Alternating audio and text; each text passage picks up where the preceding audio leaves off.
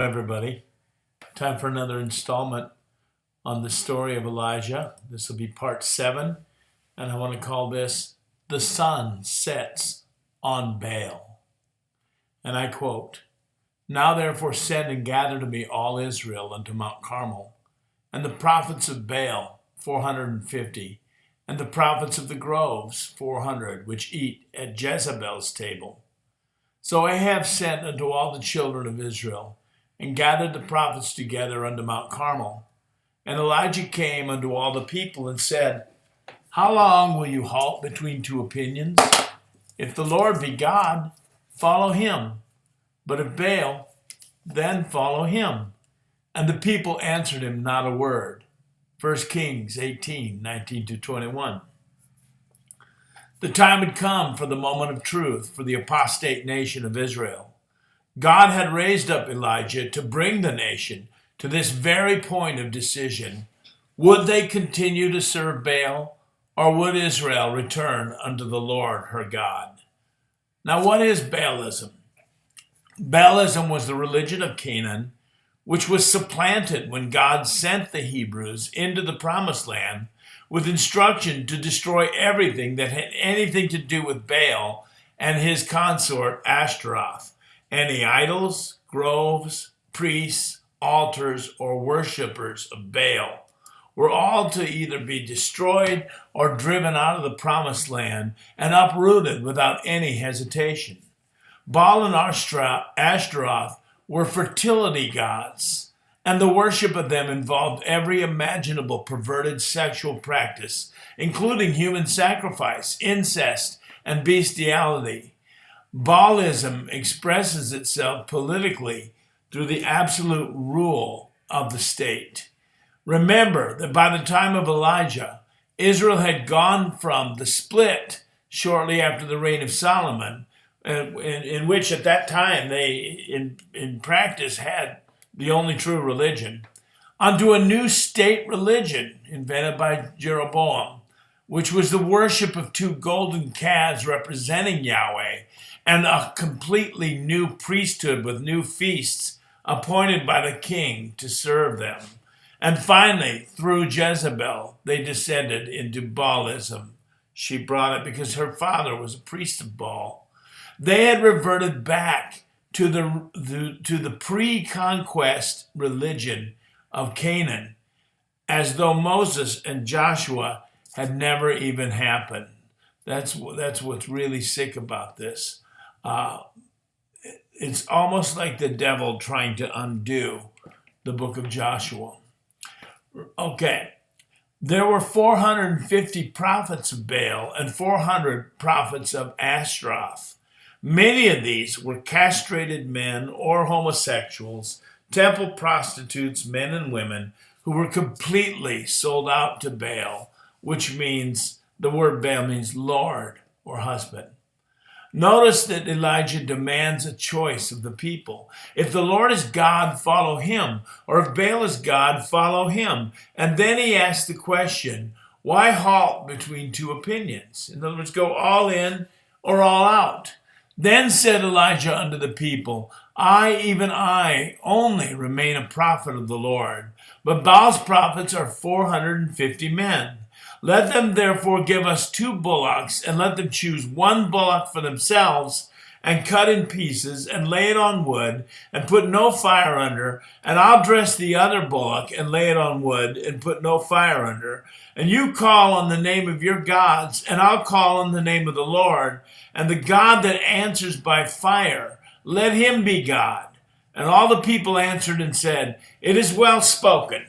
And Elijah said to the prophets of Baal, Choose you 1 bullock for yourselves, and dress it first. For you are many, and call on the name of your gods, but put no fire under. The choice would be clear. 2 altars, 2 sacrifices, 2 sources of prayer. Which God will answer by fire? It is somewhat amazing to see the submissiveness of Ahab and Baal. They listen to Elijah's challenge. They assemble at Elijah's word. They go about and constructing and preparing a sacrifice because Elijah challenges them to. And they don't answer a word. They just do it. And they took the bullock which was given them, and they dressed it, and they called on the name of Baal from morning until noon, saying, O Baal, hear us. But there was no voice, nor any that answered. And they leapt upon the altar which was made. And it came to pass at noon that Elijah mocked them and said, Cry aloud, for he is a god. Either he's talking, or he's pursuing, or he's in a journey, and peradventure he sleeps and must be awaked. And they cried aloud and cut themselves after their manner with knives and lancets, till the blood gushed out upon them. 1 Kings 18, 26-28. The priests of Baal began by calling on his name and using meaningless repetition, as Jesus once referred to the prayers of the heathen. When this proved fruitless after several hours, they began to whip themselves up into a fanatical frenzy, leaping about the altar in a vain attempt to get their God to strike the altar with lightning. Baal was often portrayed as being the god of thunder and lightning, and his image portrayed him holding a lightning bolt. When leaping didn't work, and as the frustration mounted, partly due to the silence of Baal, and partly due to the trolling of the prophet of God and mockery, the devotees began to escalate into self-harm, piercing and cutting themselves until they bled in their efforts to induce this god into some kind of a response. You see, paganism is always emotion and experience-based religion, and usually involves human degradation. Then it descends into violence, either against the self, but sooner or later against others. Blood is spilt, not the blood sacrifice appointed by the Most High, but rather the blood of the worshiper or against others, such as when Shiite Muslims flagellate themselves in the streets, and then they cut little babies or children with knives in commemoration of the death of Ali, Muhammad's nephew. And it came to pass when midday was past, and they prophesied until the time of the offering of the evening sacrifice, that there was neither voice nor any to answer, nor any that regarded. 1 Kings 18:29. In Hebrew culture, the new day begins at sundown, not sunrise. As the sun set, we read that in spite of the exhausting frenzy of the Baal worship, the cuttings, the bleedings, the devotional leaping, and the ecstatic utterances, there was nothing. No answer came from Baal, because though there may be a spiritual entity behind the various images and forms representing Baal and Ashtaroth, the truth is they are impotent, deaf, dumb, and lame. Now, had the priests and congregation of Baal and Ashtaroth listened to King David, a prophet of the only true and living God, they would have known this to be true. Not unto us, said David, not unto us, O Lord, but unto thy name give glory, for thy mercy and for thy truth's sake. Now why should the heathen say, where is now their God? Our God is in the heavens. He has done whatever he has pleased. But their idols are silver and gold, the work of men's hands. They have mouths, but they speak not.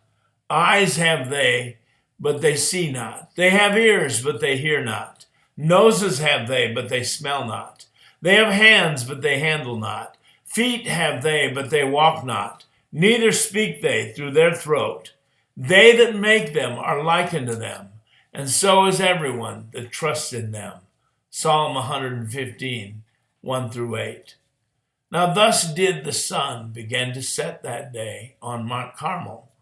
By the way, Mount Carmel was a place believed to be by the pagans, the place where the so-called gods came down upon the earth. But the sun not only set on Mount Carmel, but before the eyes of the assembled witnesses, which was the apostate congregation of Israel, the sun began to set on Baal as well. Shalom, everybody.